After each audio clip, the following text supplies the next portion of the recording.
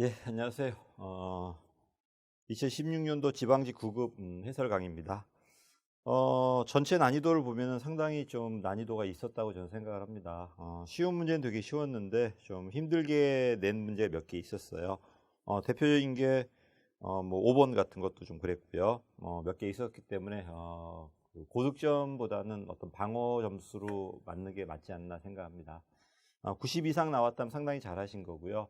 한 85 이상 나왔다면 선방하신 게 아닌가 생각을 합니다. 1번입니다. 시장 실패와 정부 실패에 대한 설명을 적절하지 않은 것은 이 문제는 그렇게 어렵진 않았어요. 맨날 봤던 문제고요. 답은 3번이죠. 내용을 물어본 것처럼 보이지만 그냥 간단하게 정부 실패와 시장 실패 비교한 다음에 제목이 무엇인가만 물어봤습니다. 제일 먼저 보니까 시장 실패는 시장 기구인데 이게 가격입니다. 가격을 통해서 재화 배분했을 때 수요와 균형이 일치한다는 게 효율성이거든요. 근데 그게 안 되었을 때 무슨 실패다? 시장 실패다. 그래서 시장은 가격을 통해서 배분했는데 뭐가 안 됐다? 효율성이 떨어졌다. 맞았죠? 그 다음 2번은 공공재예요. 시장에 공급되기 위해서는 가격을 받을 수 있어야 되는데 이 재화는 생산만 했지 생산만 하기만 한다면 누구나 이용할 수 있기 때문에 돈을 받을 수 없거든요. 이러면 시장에서 공급이 안 되겠죠. 이것도 맞았고요. 근데 X 비효율성은 이건 정부 실패죠. 배분적 비효율성이라는 소리는 뭐가 일치하지 않는다. 수요와 공급이 일치하지 않는다가 이제 이게 배분적 비효율성이라면 X 비효율성은 독점이에요. 첫 번째. 두 번째는 성과 파악이 안 되기 때문에 열심히 일할 유인이 없겠죠. 이건 되게 시장보다는 정부 쪽이겠죠. 답은 3번입니다. 그 다음에 맨 마지막에 최근에는 시장도 실패했고 정부도 실패했단 말입니다. 이러니까 최근에는 시민사회까지 합쳐진 네트워크 거버넌스가 많이 나오고 있다. 그런 말이 막 나올 겁니다. 자, 그다음에 2번입니다. 2번은 개념 물어봤는데 정말 오랜만에 나온 것 같아요. 이거는 한 10년 전, 10년도 더 된 것 같은데 이거는 어떤 문제냐면요. 규제를 만들어요. 규제가 만들어지면 반드시 부작용이 나오거든요. 이런 부작용을 해소하기 위해서 또 뭘 만들면 또 규제를 만들어. 그럼 또 부작용 나오니까 또 규제 만들고요. 또 규제 만드는 겁니다. 이거를 우리는 타르베이비 효과라고 그러는데 밑에 답은 1번이죠. 자, 이거하고 많이 헷갈려 했던 게 3번일 겁니다. 규제 역설. 규제 역설은 말 그대로 패러독스니까 어떤 개념을 했을 때 그 개념과 정확히 반대되는 개념이 나와야 돼요. 규제를 너무 많이 하려고 하니까 하나도 규제가 안 된다든지 최신만 규제하다 보니까 기존의 건 규제가 안 된다든지 이런 식으로. 그래서 이거는 답은 1번입니다. 근데 제가 이거 왜 옛날 문제라고 하냐면은 이런 그 계속 규제가 만들어지는 현상을 억제하기 위해서 우리는 총량 규제가 들어와 있어요. 그래서 A란 부서가 규제할 수 있는 게 30개라면은 딱 양이 정해져 있거든요. 만약에 한 개를 더 추가하기 위해서는 반드시 다른 거 하나 지워야 되거든. 그러다 보니까 이런 문제는 많이 해결됐다고 볼 수 있습니다. 답은 1번입니다. 3번입니다. 이 문제는 상당히 좀 어려웠을 거예요. 자, 왜 그러냐면요. 공공선택론을 기본적으로 이해하지 못한다면 그냥 암기만 해서는 되지 않았을 거라고 생각합니다. 공공선택론 기본적으로 경제학이에요. 경제학이라는 건 기본적으로 자유주의 시각이고 기본적인 보수주의 시각이 되게 강하거든요. 그 다음에 모든 것이 가만 놔둬도 뭐가 되니까 균형점이 될 거니까 국가는 굳이 개입하지 말라는 게 기본적인 자유주의 의미입니다. 근데 이거는 되게 어디 쪽이냐면은 사적 영역이거든. 근데 이쪽 공적 영역은 여태까지 누가 연구했냐면 정치가 했어요. 그렇지? 타협하고 합의하고 되게 뭘 추구하고 공익을 추구하고 여기는 자기 이익을 추구하고. 근데 이쪽 친구가 여기로 와서 연구하는 겁니다. 이걸 우리는 공공선택론이라고 그래요. 그래서 경제학적 시각을 가지고 어디 연구한다? 정치 현상을 또는 행정 현상을. 그러다 보니까 공무원도 뭘 추구한대? 사익을 추구한대요. 근데 여기도 독점이고 불완전 경쟁이면은 문제가 터지는데 여기는 당연히 독점이거든요. 그다음에 공무원도 사익을 추구하다 보니까 열심히 일할 유인도 없고 그다음에 자기 이익을 추구하고 이러다 보니까 여기도 실패할 수밖에 없다는 게 정부 실패거든요. 요 시각이 여기로 들어온 겁니다. 그래서 어쨌든 간에 1번 보니까 옳지 않은 거죠. 이거는 자유주의 시각이고 보수주의 시각이다 보니까 기본적으로 기존의 균형 상태가 옳다는 걸 깔고 들어가 버려. 그래서 1번 틀렸습니다. 기득권을 타파하는 게 아니라 오히려 기득권이 인정되고 이게 당연하게 받아들인 상황이 벌어져 버립니다. 그 다음에 2번 설명드렸죠. 공공선택론은 공공재 공급, 여기는 공적 영역인데 어떤 시각을 가지고 경제학적 도구, 가격이나 경쟁을 가지고 분석을 했습니다. 이건 맞았고요. 그 다음에 공공선택론은 왜 여기가 실패했다고? 여기는 독점이에요. 독점이고 이러다 보니까 시민들의 요구에 민감하지 않겠죠. 여긴 경쟁이다 보니까 기본적으로 시장들이 요구하는 거에 민감하게 반응하겠지만 여기는 독점이다 보니 그럴 이유가 없다는 겁니다. 그리고 여기는 반응하지 않으면 망하거든요. 근데 여기는 그럴 이유도 없잖아요. 그래서 X 비효율성이 나올 수 있습니다. 그래서 이건 맞았죠. 기존의 관료제가 시민 요구에 민감하게 반응하지 않는다. 맞는 말이고 이러다 보니까 이런 독점을 깨야 되지 않을까요? 혼자 하지 말고 너도 하고 너도 하고 너도 한다면은 그러면 서로 경쟁이 되니까 해결된다는 게 바로 4번 얘기입니다. 효율적인 공급을 위해서는 뭐 해라? 집권보다는 독점보다는 경쟁인 분권 체제로 바뀌어라. 답은 1번이에요. 자, 이 4번 문제는 쉬웠습니다. 이거 맨날 나왔던 문제인데 미래 예측 기법의 질적 기법입니다. 여긴 세 가지가 있죠. 브레인스토밍, 델파이, 정책 델파이. 근데 읽어보니까 일단 랜드 연구소가 나와버렸어요. 그럼 랜드 연구소 나와버리면 그건 델파이입니다. 답은 1번이죠. 그래서 델파이가 나왔을 때는 일단 익명이 돼야 되고 그다음에 여러 번 반복해야 되고 평균값 갖고 합의점을 찾아갈 거고요. 그런 게 다 나왔습니다. 그래서 랜드 연구소 나왔고 전문가 나왔고 반복하고 맞는 말 합의 도출한다. 델파이예요. 반면에 브레인스토밍은 아이디어 만드는 거죠. 비판하지 마시고 많은 아이디어 내가지고 좀 좋은 아이디어 만들어 보자는 게 브레인스토밍이고 나머지는 뭐 별거 없죠. 답은 1번입니다. 5번입니다. 이 문제도 많이 틀리지 않았을까 생각합니다. 근데 이거는 좀 지워가시면 나머지 보기들이 나왔던 보기들이었거든요. 그래서 너무 어렵게 생각해서 틀린 게 아닐까라고 생각합니다. 자, BC 분석하고 비용 효과 분석, EC 분석이죠. 비용 편익 분석이 있습니다. 둘 다 무슨 분석이야? 체제 분석이에요. 차이점이 있다면 여기는 효과를 뭐로 바꾸지 않는다? 화폐로 바꾸지 않는다. 얘는 효과를 뭘 바꾼다? 화폐로 바꾼다. 그 차이밖에 없습니다. 근데 이게 둘 다 장기다 보니까 미래에 있는 거를 현재로 돌려야 되거든요. 이걸 우리 뭐라 그래? 할인이라고 그래요. 할인이 돼버리면 어떻게 되냐면은 수년제 가치법이라는 건 뺀 거죠. B에서 C를 빼버린 거고 BC 비율은 이게 나눈 값인데 이래버리면요. 이 B와 C 값이 변해버려. 그래버리면 이 값이 달라질 수밖에 없습니다. 옳지 않은 거니까 1번이 틀렸죠. 1번 보니까 수년제 가치법은 B에서 C를 빼는 건데 현재 가치가 할인이 되거든요. 근데 할인율이 달라져 버리면 그 값은 달라질 수밖에 없어요. 그 말. 이러다 보니까 수년제 가치법이든 BC 비율이든 전부 다 요 둘의 값이 달라지기 때문에 이 전체 값도 달라질 수밖에 없습니다. 1번 틀렸습니다. 영향을 받지 않는다가 아니라 영향을 둘 다 받습니다. 이거는 처음 나왔어요. 시험에. 대학 교재 그대로 베껴낸 것 같더라고요. 반면에 이제 나머지 보기들은 이미 나왔습니다. 내부 수익률의 키워드는 뭐죠? 할인율을 모를 때. 그래서 내부 수익률은 할인율을 알지 못할 때 우리가 추정하는 건 수익률입니다. 그래서 어떻게 추정하냐면 만약에 B와 C가 같다. 이때 추정된 할인율이 얼마인지 이걸 추정하면 되겠죠. 이 B와 C가 같다는 소리는 수년제 가치법은 0이라는 소리고 BC 비율은 얼마라는 소리예요? 1이라는 소리죠. 이런 것들이 나와야 되는데 그렇게 어렵지 않게 나왔습니다. 키워드는 할인율을 알지 못할 때 맞는 말이고요.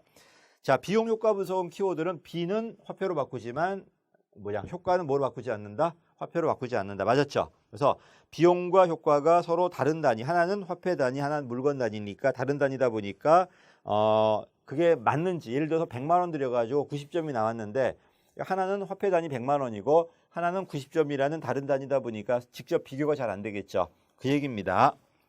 그래서 효과가 비용을 초과했는지에 대한 증거를 제시하지 못한다. 맞는 말이죠. 4번입니다. 비용 효과 분석은 산출물을 금전 가치로 환산하지 않습니다. 맞는 말이고요. 이러다 보니까 이거는 이종 사업은 잘 안 돼요. 여기는 둘 다 화폐로 바꿔주다 보니까 얼마 들어갔어 얼마 나왔어 하다 보니까 사업이 달라도 비교되는데 여기는 그렇진 않죠. 얼마 들어가서는 똑같은데 하나는 예를 들어서 뭐 100명 취업이 되었다 또는 다리가 한 개 건설되었다. 누가 더 나은지를 판단하기가 어렵다는 겁니다. 이 문제도 되게 처음 나왔다면 되게 어려운 문제였을 텐데요. 여러 번 봤던 문제고 1번 보기만 좀 새로 나왔던 것 같아요. 그 다음에 6번입니다. 이 문제도 처음 나왔어요. 여태까지는 합리 모형이 맞다, 점증 모형이 맞다 주로 이런 얘기만 잔뜩 했었거든요. 근데 지금은 그게 아니라 합리와 점증이 막 섞입니다. 그래서 천천히 간다는 게 이게 점증. 그 다음에 급진적으로 막 변한다는 게 합리인데 이 두 가지가 막 섞이고 있어요. 요새는. 제일 먼저 보니까 이거는 그래도 좀 쉽게 내려고 노력을 하신 것 같아요. 처음 나오다 보니까 그 호구드와 피터 모형 보시면요. 새로운 문제가 나오면은 정책이 혁신이 된다. 문제가 그대로 있으면은 유지된다. 목표는 그대로 있고 수단만 바꾸면 뭐다? 우리는 이건 대체되었다 이렇게 말하거든요. 근데 6번에서는 홀이 나왔고요. 제일 먼저 목표가 바뀌었대요. 수단도 바뀌었답니다. 그렇죠? 목표와 수단이 바뀌었다는 건 정책이 급격하게 변동했다는 거거든. 보는 시각이 바뀌었다는 겁니다. 예를 든다면은 우리가 이제 국가 발전할 때 우리 3공화국 때 박정희 하실 때는 경제 발전이 목적이었잖아요. 이때하고 그다음에 지금 노무현 정부 이후에 갑자기 민주화되었을 때 그 상황이 달라졌을 때는 목표가 완전히 다르지 않나요? 그래 버리면 정책의 시각이 완전히 달라질 수밖에 없거든요. 이걸 우리 뭐라고 한다? 패러다임 변동 모형이라고 그래요. 그 패러다임 변동 모형은 키워드가 목표하고 수단이 급격하게 바뀌었을 때 요게 포인트였는데 요게 나왔습니다. 답은 4번이었어요. 반면에 1번 쓰레기통 모형은 우연히 어떤 정책이 만들어진다는 거야. 문제는 문제대로 흐르다가 갑자기 어떤 사건을 계기로 정책이 탁 만들어지고 또 다른 사건 터지면 또 만들어지고 이게 되게 강합니다. 다원주의 모델이 되게 강하고요. 단절 균형 모형은 절충 모형이에요. 천천히 균형을 하다가 어떤 사건을 계기로 완전히 단절되고 새로운 정책이 만들어진다는 거고요. 그 다음에 정책 지지 연합 모형은 이건 점증 모형이죠. 어떤 정책이 존재하면 찬성하는 집단과 반대하는 집단이 서로 경쟁을 해가면서 정책이 서서히 변해간다는 것. 그래서 정책은 요새 이렇게 넘어가고 있더라고요. 답은 4번입니다. 7번 문제는 좀 난이도가 좀 낮았지 않았나 생각합니다. 맨날 봤던 문제고요. 혼란 변수, 허위 변수 비교할 때 자, 여기에 X가 있고요. 독립입니다. 여기가 뭐가 있어? Y가 있습니다. 여기에 뭐가 있어? Z가 있어요. 둘은 아무 관련이 없는데 이 Z 때문에 마치 얘가 있는 것처럼 보인단 말입니다. 사실 아무 관련이 없어요. 그때 이 둘의 관계를 무슨 관계라고 그래요? 허위 관계라고 그러고 이 허위 관계를 관련 있게 만드는 변수 Z를 우리 무슨 변수라고 그래? 허위 변수라고 그러거든요.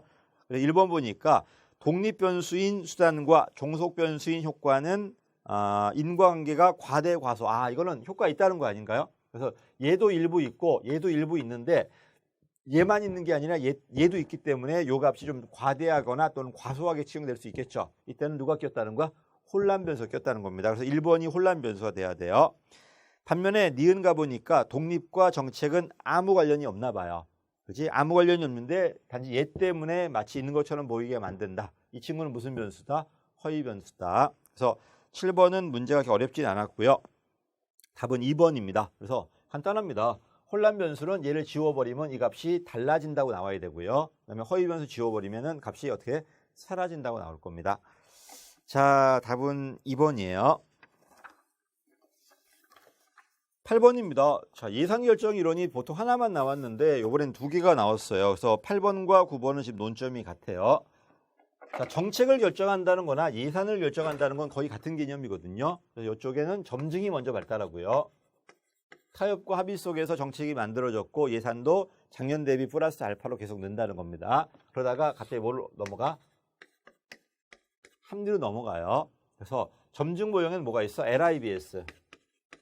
그다음에 이쪽에 PBS, PPBS고요. 그다음에 GBB가 들어갑니다. 이렇게 갈라집니다. 그래서 이 두 가지는 정책이 먼저 만들어지고 여기에 맞게 만약에 예산이 막 들어올 거예요. 이 정책은 점증 쪽으로.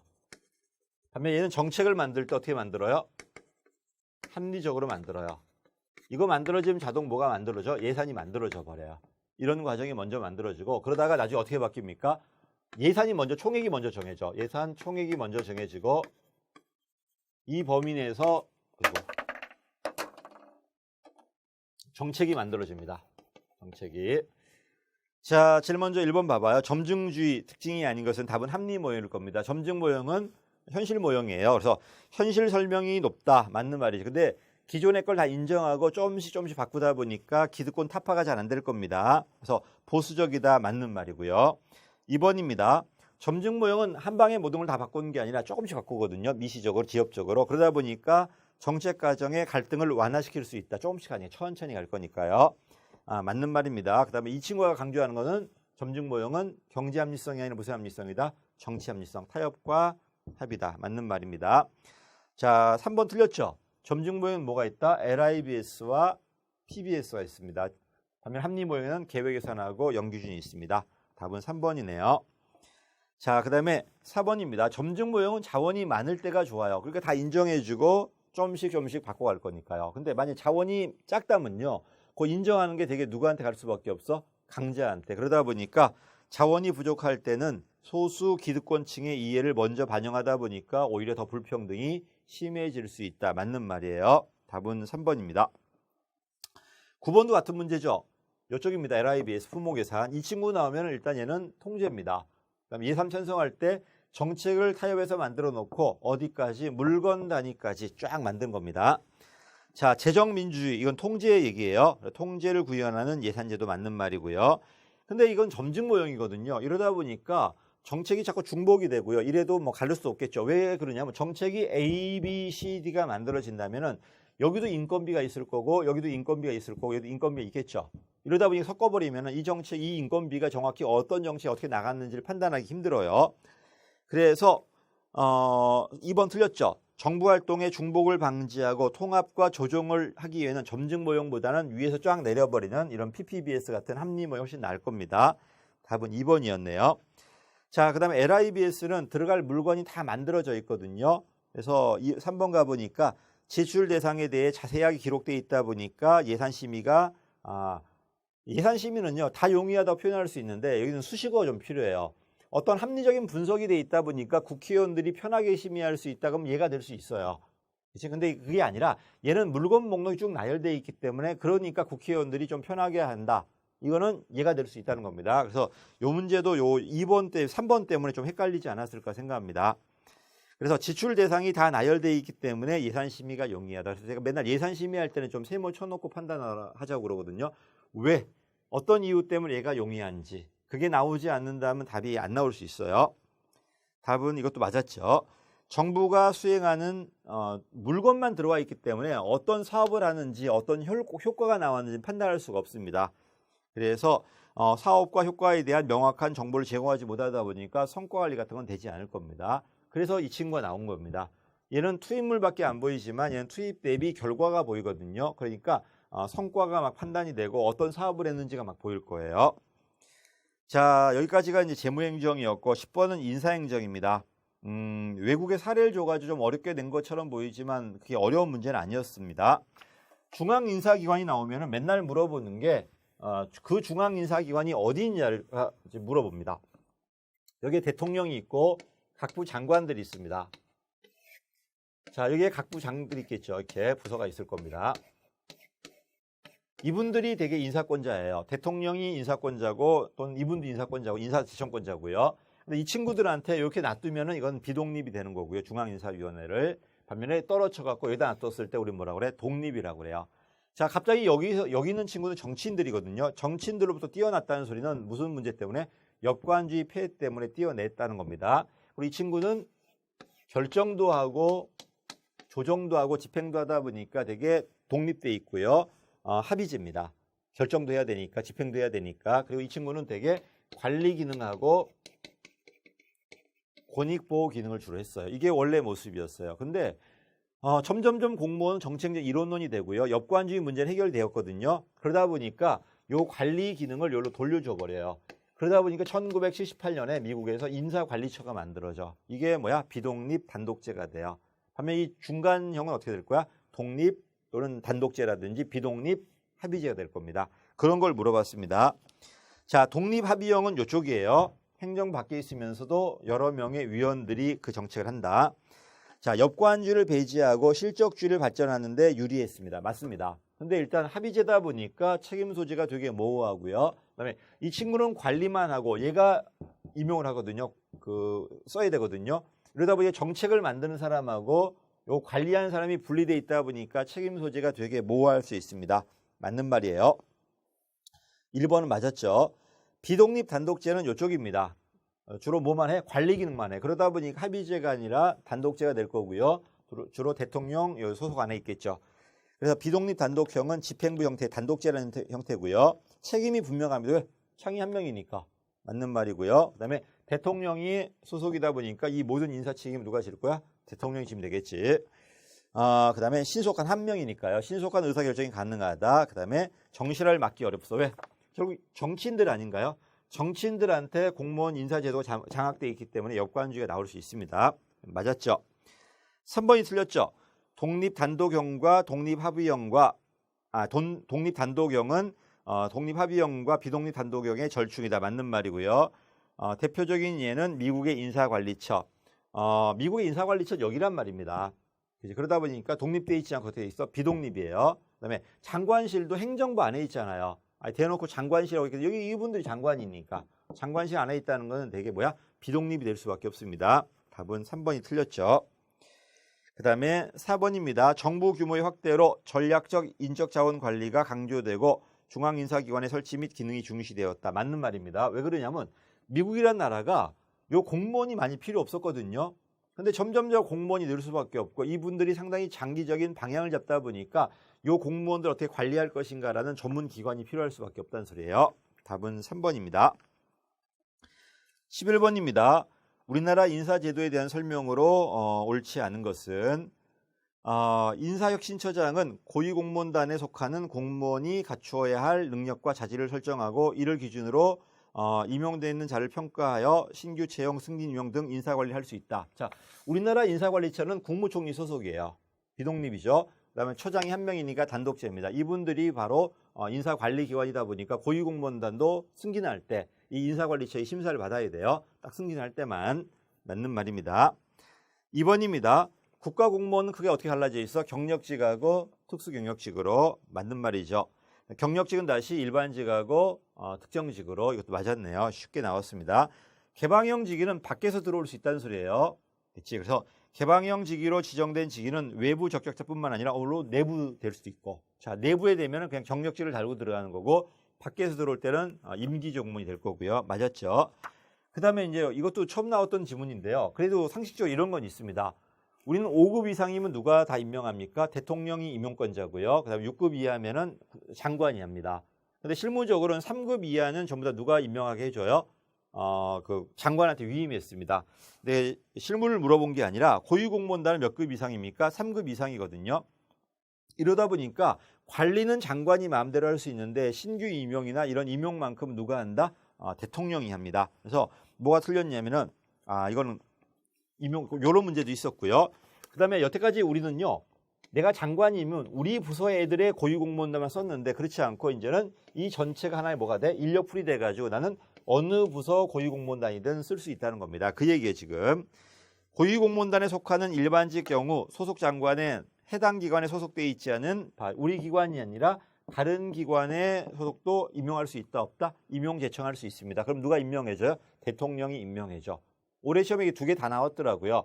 자, 일단 이 친구는 이 모든 고위공무원단을 임용 제청할 수 있다. 그러나 임명권자는 윗사람입니다. 대통령이에요. 그래서 임용 제청할 수 없다가 아니라 임용 제청할 수 있다가 맞습니다. 12번입니다. 옴부즈만 통제네요. 옴부즈만이 나오면 일단 얘는 어디 소속이다? 의회 소속이에요. 행정부 소속이 아니라 의회 소속이다 보니까 외부 통제기관이고요. 그다음에 사법제도와 비교될 수 있습니다. 사법제도는 무효 취소할 수 있지만 얘는 무효 취소 안 된다. 이런 것도 있고 연역으로 한다면 스웨덴이 제일 먼저였고 그다음 핀란드, 노르웨이 이렇게 넘어가더라고요. 이런 것도 막 시험에 나왔습니다. 자, 제일 먼저 보니까 옴부즈만 제도는 설치 주체에 따라서 의회 소속이 있다. 근데 우리나라는 어디죠? 국민권익인데 국무총리 소속이거든요. 그래서 의회 소속과 행정부 소속이 있다. 맞는 말입니다. 그래서 대개 의회 소속은 헌법기관일 거고 행정부 소속은 법률기관일 거예요. 이건 맞았죠. 그다음에 니은입니다. 옴부즈만 제도는 정부 행정활동의 비약적인 증대에 따른 시민의 권리 침해의 가능성에 대한 충분한 구제를 두기 위해서. 맞는 말인데 핀란드가 제일 먼저가 아니라 스웨덴이 제일 먼저예요. 그 다음에 핀란드로. 틀렸죠. 니은 틀렸습니다. 그럼 기억은 맞고 니은 틀렸으니까 답은 2번밖에 없네요. 이거는 뭐 어렵게 나온 것처럼 보이지만 스웨덴이라고 나온 문제 되게 많았었거든요. 그 다음에 디귿입니다. 옴부즈만은 합법뿐만 아니라 사법을 합법밖에 못해. 근데 얘는 뭐도 할 수 있다. 한목도 할 수 있습니다. 맞는 말이고요. 우리나라 경우 대통령 직속이 아니라 어디 소속이다? 국무총리 소속입니다. 문제는 뭐 좀 어렵게 내려고 노력한 것처럼 보이지만 많이 나왔던 지문이니까 공부하신 분들은 쉽게 맞추지 않았을까 생각을 해요. 13번입니다. 행정윤리예요. 윤리의 반대말은 법이거든요. 또 윤리는 책임입니다. 법이라면은 법적 책임이에요. 제도 책임. 근데 법이 아니라면 이건 자율 책임이겠지. 그걸 물어봤어요, 지금. 옳지 않은 거네요. 제도 책임은요, 규정이 존재해요. 어기면 처벌이에요. 그렇지? 근데 공무원의 전문가로서 직업 윤리, 이거는 제도 책임이 아니라 뭐다? 이거는 자율 책임입니다. 그렇지? 답은 1번 틀렸네요. 행정윤리는 사익보다는 공익, 당연한 말이고요. 그다음에 행정윤리는 물론 결과도 중요하겠죠. 근데 윤리로 가면은 이런 동기도 들어와요. 법은 되게 결과적이고, 그래서 결과주의에 근거한 윤리평가는 사후적이다. 맞는 말이죠. 결과 나온 걸 갖고 평가하겠다는 거예요. 맞는 말이고, 근데 윤리는 이런 결과주의보다는 어떤 내적 동기를 더 강조하겠대요. 그래서 행위 또는 그 결과에 대한 처벌에 중점을 둔다. 결과주의니까. 근데 윤리는 그렇지 않을 수 있어요. 그다음에 4번입니다. 공무원의 부패 원인을 사회 문화로 보겠다는 건 우리나라 사회 전체가 그 부패에 대해서 당연하게 받아들여서 그럽니다. 맞는 말이죠. 그래서 키워드가 지배적 관습이나 습성이다. 자, 14번입니다. 계층제에 대한 설명으로 옳지 않은 것은 관료제로 들어왔네요. 계층제는 이게 계층제입니다. 능력에 따라 뭘 두겠다? 등급을 주겠다. 이게 아니라면 되게 누구와 비교되냐면은 이 분업에 의해서 나오는 이제 요거와 많이 비교돼요. 여기서 나오는 게 권위주의, 여기는 되게 뭐야? 할거주의. 이게 많이 비교됩니다. 자, 그래서 읽어보니까 조직적, 수직적 분화가 많이 이루어졌다. 이게 많이 이루어졌다는 거죠. 그럼 층이 많이 생겼죠. 그러면 무슨 구조다? 고층 구조다. 1번 맞았네요. 수직적 분화가 없다는 거는 이게 몇 개 안 된다는 거죠. 몇 개 안 되면 뭐 이렇게 그러면 되겠네. 이렇게. 그럼 무슨 구조다? 저층 구조다. 맞는 말. 조직 내 권한과 책임의 의무가 상하 계층에 따라 쫙 달라질 겁니다. 맞았죠? 그 다음에 이 계층이 만들어지면 누구한테 지휘할지, 누구한테 명령받을지 나오겠죠. 그래서 조직에서 지휘 명령이니 의사소통이니 이런 아래 위의 관계가 만들어질 거예요. 맞는 말입니다. 그 다음에 엄격하게 하기 위해서는요, 내가 많은 부하를 하는 것보다는 조금 하는 게 낫지 않을까. 그래야지 내가 세밀하게 할 수 있겠죠. 그래서 엄격한 명령 계통에 따라 상명하복 관계를 유지하기 위해서 넓게 줘버리면은 내가 너무 많아버리는 게 잘 안 되지 않을까요? 그때 차라리 좁게 만드는 게 맞을 거면 좁게 만들어지면 계층은 계속 만들어질 수밖에 없고 계속. 답은 4번이네요. 쉬운 문제였습니다. 자, 5번입니다. 15번. 동기부여 이론인데 이건 거의 매년 나오죠. 옳지 않은 거네요. 1번 틀렸습니다. 매슬로는 올라만 가요. 그렇지? 하위 욕구가 충족이 되면은 상위로, 또 충족이 되면 그 위로 올라만 갑니다. 내려가지는 못해요. 내려가게 본 건 매슬로우가 아니라 누구다? 엘더퍼입니다. 1번이 그 얘기입니다. 상위 차원의 욕구가 충족되지 못하거나 좌절되었을 때 밑으로 내려간다는 건 ERG 이론, 엘더퍼 이론이에요. 1번 틀렸습니다. 답은 1번입니다. 그다음에 2번입니다. 엘더퍼는 ERG 이론은 매슬로우의 5단계를 가지고 다시 생존, 관계, 성장으로 나눴습니다. 맞는 말이고요. 허즈버그는 뭐였죠? 이 매슬로우 이론 둘로 갈라요. 요 위에 게 뭐가 돼? 동기. 요게 위생이 되겠죠. 이 둘은 완전히 별개라는 소리입니다. 그래서 위생 요인이 존재하지 않으면 생산성이 떨어지는 게 아니라 작업 손실이 발생하는 거고요. 그다음에 동기부여가 있어야 뭐가 좋아진다? 생산성이 좋아진다는 완전히 별개 이론입니다. 그래서 욕구 충족 이원론, 동기 요인과 위생 요인 완전히 다르다. 맞는 말이고, 위생 요인을 제거한다고 해서 얘가 좋아지는 거 아닙니다. 위생 요인은 위생 요인이고 얘는 완전히 별개. 이것도 맞았죠. 그다음에 아담스는 반드시 누가 나와야 돼? 타인이 나와야 돼요. 증거인물. 그다음에 공정하게 하고자 하는 게 내 목적이고 만약에 공정하지 않았을 때 뭐가 된다? 동기부여된다. 이것도 맞았죠. 16번입니다. 조직의 의사 전달에 대한 설명으로 옳지 않은 것은 공식은 정해져 있다는 겁니다. 정해져 있다 보니까 객관적이고 책임 소재가 명확하다. 맞는 말이고요. 비공식은 그런 게 없습니다. 비공식 의사 전달은 긴장감과 소외감을 극복한다. 개인 욕구를 충족한다. 이건 맞았죠. 그렇지? 공식은 이미 정해져 있다 보니까 통제하기가 되게 쉬워요. 비공식이 통제하기 좀 어렵죠. 이 문제는 쉬웠죠. 답은 3번입니다. 참여 인원이 적고 접근 가능성이 낮은 경우 의사 전달은 제한성 인원. 참여 인원은 우리 조직이 작다는 게 아니라 내가 전달할 수 있는 인원 수가 작다는 겁니다. 그 다음에 접근 가능성도 안 된다는 게 내가 지금 누구한테 마음대로 접근할 수 없다는 거죠. 그치? 그 얘기가 되면 어떻게 된다는 거? 제한된다는 겁니다. 답은 3번입니다. 17번입니다. 이 문제도 되게 어려웠습니다. 개수로 물어봤기 때문에, 그 기억리을 물어봤기 때문에 어려웠고, 처음 보는 것도 많이 있었습니다. 옳은 것만으로 고른 것은 로즈 봐보십시오. 로즈는요, 중앙과 지방이 무엇을 갖고 있는가를 갈라봤습니다. 중앙은 법을 만들다 보니까 법적 권한이 있어요. 또 중앙은 돈이 있죠. 그래서 중앙이 갖고 있는 것은 법적 권한하고 재정력이 되는 거고, 여기는 뭐가 있어? 인력이 존재하죠. 그다음에 이 지역에 대한 정보가 있다 보니까 정보 권력과 인력 권력은 어디 있다? 여기 밑에 있다는 겁니다. 그 얘기입니다, 지금. 그래서 지방 정부는 중앙 정부에 완전히 예속되는 것도 아니고 완전히 동등하는 것도 아니다. 왜? 서로 의존할 수밖에 없으니까. 일명 로즈는 상호 의존 모형입니다. 맞는 말이야. 기억은 들어가야 됩니다. 니은입니다. 로즈는 틀렸죠. 법적 권한과 재정 권한은 중앙이 갖고 있어요. 왜? 법은 의회가 만드니까. 이건 니은은 틀렸어요. 그럼 기억은 들어가야 되고 니은 틀렸네요. 답은 3번밖에 없네요. 그러면 답은 3번입니다. 디귿입니다. 라이트 모형은 뭐였죠? 분리되어 있다. 분리권형. 포괄되어 있다. 포괄권형. 겹쳐 있다. 중첩권형. 그래서 근대입법국가, 현대행정국가, 그 다음 국가를 이렇게 갈라봤습니다. 그래서 라이트는 정부 간 관계를 포괄형, 분리형, 중첩형으로 세 가지로 나눴다. 맞는 말이고요. 맞는 말입니다. 리을은 뭐가 틀렸나 볼게. 포괄권위 모형은 정부가 독립적이 아니에요. 라이트 모형 중 포괄권위형에서는 정부의 권위가 독립적인 데 비하여 분리는 계층적이다. 바뀌었죠. 분리가 독립적이 되는 거고 포괄이 어떻게 순서가 정해져 있지. 지방정부, 주정부, 연방정부니까 둘이 바뀌었습니다. 18번입니다. 지방자치단체 기관 구성에 대한 설명 옳지 않은 거. 기관 구성은 두 가지겠죠. 기관 대립형하고 그다음에 기관 통합형. 항상 답이 나왔을 때 기관 대립형 나오면 전문성하고 그다음에 견제와 균형이에요. 이 두 단어만 찾아보십시오. 기관 대립형은 견제와 균형을 통해서 민주적이고 합리적인 지방자치 실시하는 방식이다. 견제 균형 맞았습니다. 기관 통합형은 의회밖에 없어요. 주민이 직선한 의회가 모두 하고 결정도 하고 집행도 하고 맞는 말입니다. 기관 대립형은 집행부와 의회가 기구가 병존함에 따라 맞는 말이죠. 비효율성을 줄일 수 있다는 잘못됐네. 병존한다는 게 같이 있어야 되겠죠. 병존한다는 게 얘도 있고 얘도 있다. 이것도 병존이고요. 그다음에 어떻게 되는가? 같이 있을 수 있어. 근데 이건 병존이라는 건 이건 맞았다고 치고 문제가 뭐냐면 그러면 의회도 존재하고 누구도 존재해? 단체장도 있습니다. 이러다 보니까 둘이 갈등할 수 있을까 없을까? 그치? 갈등해버리면 어떻게 돼? 효율성이 떨어질 수 있습니다. 그래서 효율성을 조심해야 돼요. 지방의회와 단체장이 갈등하니까 효율성이 떨어진다. 이거는 되게 기관 대립형. 반면에 효율성이 좋아질 수 있어. 왜? 단체장이 집행을 완벽하게 장악하다 보니까 통일성 있는 정책을 할 수 있거든요. 그때는 효율성이 좋아질 수 있어요. 이건 틀렸습니다.